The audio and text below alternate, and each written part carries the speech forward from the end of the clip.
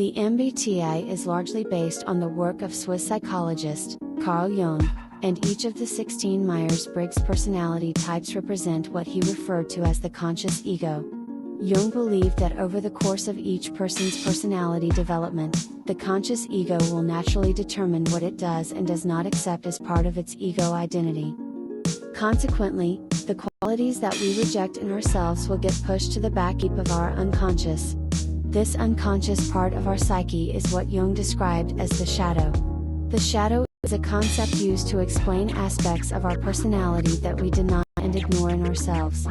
The shadow is not necessarily bad or evil and can actually be very positive when properly harnessed and integrated with our ego identity. However, when we choose to remain ignorant of our shadow, it can wreak havoc and act destructively. Areas in which we are personally inferior or deficient are subject to being projected onto others by our shadow.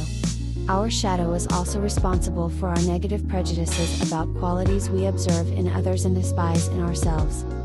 Because the shadow is typically not recognized or accepted as part of the ego identity, its manifestation often goes overlooked or compartmentalized. Jungian psychologist John Beebe later conceptualized the shadow as archetypal roles embodied by the cognitive functions not included in each MBTI type. In the case of ENFJ, these functions are FI, NE, SINTE and form a kind of negative version of the INFP. Here is a look at how the ENFJ shadow functions play out. ENFJ fifth function, FI opposing. ENFJ's shadow FI typically emerges in defense of their dominant FE perspective. Normally, ENFJs seek to adhere to external standards of conduct, dictate what is appropriate and inappropriate. They promote group harmony and tend to be more concerned with the needs and feelings of others than that of their own. By definition, extroverted feeling is very accommodating, tactful and polite. Under stress, however, ENFJs can become stubborn about what they believe is appropriate or best for everyone and argue from an FI perspective that reveals what they really care and don't care about personally. ENFJs make an egalitarian effort to help and be nice to everyone, but FI opposing can manifest as a response to individuals who seem to want special treatment. Such accommodations might be unfair to others or not serve the interests of the group. Consequently, ENFJs may argue to their opposition that they are not special and denounce them as being self-entitled and arrogant. ENFJ sixth function, NE critical parent. ENFJs have auxiliary introverted intuition, which means they have a lot of imagination and vision. They have a big picture in their mind of what they want the future to look like, but they also have a strong sense of how things may actually turn out. ENFJs use their NI to read people and also provide guidance. As with other MBTI types, ENFJs can take for granted the knowledge and authority associated with their auxiliary function. When ENFJ feels that their NI interpretations are being negated or dismissed by others, they can become cranky, disgruntled and critical through an NE perspective.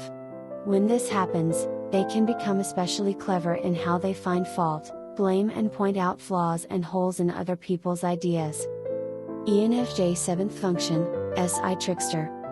SI trickster emerges as a response to feeling trapped, oppressed or backed into a corner by inconvenient facts or past events. ENFJs don't like to dwell on the past in general or be held prisoner for their past mistakes. When ENFJ feels that someone is trying to ruin their moment by bringing up negative, or unnecessary details that could get them in trouble, ENFJ may try to turn the tables by bringing up details of their own. ENFJs may try to double bind someone trying to get them into a bind. They may resort to petty trolling and distortion of facts just to get them off their back. Ultimately, the aim is to invalidate the other person by either exposing their hypocrisy or making them look like a fool for even making an issue of something that they probably view as unimportant. ENFJ eighth function, TE demon. Lastly, we have TE demon. The demon function acts as a negative voice that criticizes the dominant function through the inferior function and then tries to overcompensate with the eighth function. The demon poses a threat to the ego's integrity structure, and it emerges when experiencing feelings of helplessness. In the case of ENFJ, they may sometimes run into problems for which their dominant extroverted feeling may prove ineffective. Because of their inferior introverted thinking, ENFJs may face difficulty making sense of certain technical problems or situations. TE demon urges them to overcompensate by instituting external technical order for the sake of restoring or preserving the harmony that the dominant FE perspective so desires. That's all for now. Thanks for watching. If you found this helpful, please leave a thumbs up and subscribe to this channel to stay posted. Till next time.